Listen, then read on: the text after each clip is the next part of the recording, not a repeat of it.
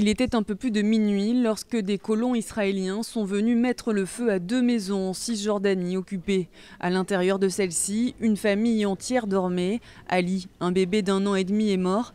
Sa mère, son père et son frère de 4 ans sont grièvement brûlés, tous trois entre la vie et la mort. Nous avons admis la mère de 26 ans dans notre unité pour adultes. Elle est brûlée au 3e degré sur 90% du corps. Nous traitons aussi son petit garçon, qui est brûlé au 2e degré sur 60% du corps. Avant de s'enfuir, les colons ont dessiné une étoile de David sur les murs et inscrit le prix à payer et vengeance.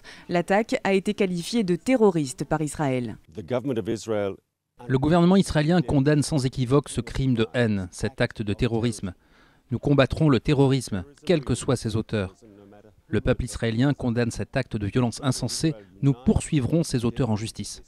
Les Palestiniens tiennent le gouvernement israélien pour responsable. Mahmoud Abbas va porter plainte devant la Cour pénale internationale. C'est un nouveau crime à inscrire sur la longue liste de crimes commis par les colons et clairement aussi par le gouvernement israélien.